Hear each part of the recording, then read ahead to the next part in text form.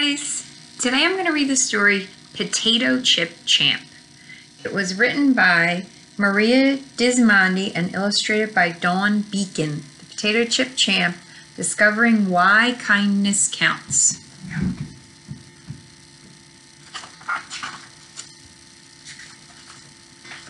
Champ loved potato chips. He ate them on his sandwiches, he crumbled them over his mac and cheese, he mixed them together with ice cream.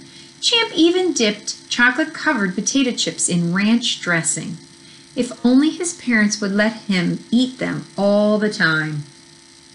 There was only one thing Champ loved more than eating potato chips, and that was playing baseball. He was a good player, and he knew it. Everything would have been perfect except that Walter was on his team. Walter Norbert Whipplemore, to be exact.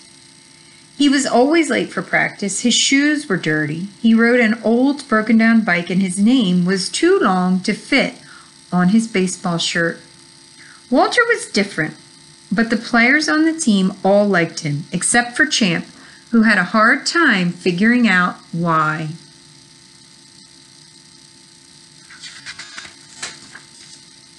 Champ was shocked when he heard Coach announce an unusual fundraiser one day at practice. Now, a fundraiser is something that you do, we've had them at school, in order to raise money. So they were going to sell potato chips in order to make money for their baseball team. Champ knew he had to be the winner because the grand prize was a truckload of potato chips. All he had to do was sell the most boxes of chips to win. Champ noticed Walter getting more hits than anyone else at practice that day. Everyone but Champ cheered for Walter. Champ rolled his eyes and groaned. Rolled his eyes and groaned. How do you think he was feeling about Walter playing so well? Yeah, you're right, I bet. I think he felt jealous because he was playing better. After Walter left, Champ met up with Tommy, the catcher. Did you see how rusty Walter's bike is? He sneered. Means he said it in a nasty way. Tommy barked back. You just don't like him because he plays better than you and he has more friends too. At school, the boys talked about the fundraiser. I sold 5 boxes at karate, cheered Tommy. I sold 10 boxes, lied Champ. Hey, Walter, you like chips too. How are you doing? Asked Tommy. I'm doing okay, but I don't have as much time to sell chips because I have to deliver newspapers after school, Walter added. Answering with a mouthful of dill pickle chips, Champ mumbled, Well, I plan on winning. They call me a champ for a reason. When Champ broke his leg sliding into home plate the next night, he was devastated. He couldn't play ball for the rest of the season and would miss playing in the big game. Champ was so bored. He really missed playing baseball and seeing his friends. He started making up games by nibbling on his chips and making letters out of them. Just as he was making the letter C out of a barbecue chip, there was a knock at the door. Champ peeked out the window. Ugh, it's Walter, he sighed. Walter was shivering from the cold rain. Hi, Champ. I brought over some cards. I heard you like to play, said Walter. Sure, if you really want to, Champ answered, wishing anyone but Walter had come over. Hey, why did you ride your bike here? Champ asked. Oh, well, it's just me and my mom, so we either have to take the bus or I have to ride my bike when I want to go places. Wow, Champ couldn't believe what he was hearing. Walter was the only kid he knew whose mom didn't have a car. He thought about how hard that would be to have to ride your bike everywhere. In the snow, maybe you get a flat tire with all your baseball stuff, and when you have to climb a hill.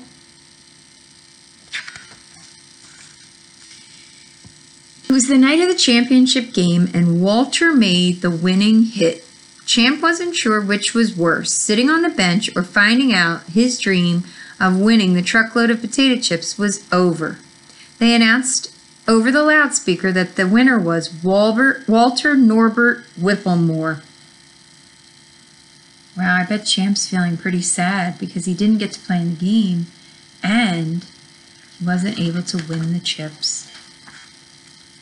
Oh, Champ moped around school for the next couple of days. That means he was really sad walking around and going around school. Even his favorite tomato-flavored chips didn't cheer him. Could anyone love chips as much as he did? Champ still wondered why the prize went to someone like Walter and not him. Walter Norbert Whipplemore. He had a name longer than the Mississippi River, and it didn't bother him at all. When Champ got home from school on Friday, there was a huge truck parked in his driveway unloading box after box of chips. Unloading box after box of chips were Coach and Walter. "What are you doing?" asked Champ. "I'm giving you all the chips," Walter smiled. "Thanks, but..." Before Champ could finish, Walter spoke. "Look, I'm crazy about chips, but you couldn't play ball, and it's hard to sell boxes of chips with a broken leg. I know what it's like to really want something, and I want you to have the chips." Wow, that was really nice of Walter. But I don't deserve them," Champ stuttered. Right then, Champ looked around his garage and saw a brand new bike, 2 skateboards, a scooter, and fancy rollerblades. How come he didn't see it before? He felt a tightening in his chest. Champ had so much. Why did he always want more? Standing there in front of Walter was really hard. Walter didn't have anything but an old rusty bike. "All right, we can split them, but I'm not leaving here with all these chips," laughed Walter. "Deal," answered Champ. "You know, Walter, you're the one they should call Champ because being a champ isn't about having the nicest things. It's all about who you are. No wonder you have so many friends." The boys shook hands, and that marked the beginning of a new friendship. And there they are, riding their bikes together. The end. The potato chip champ.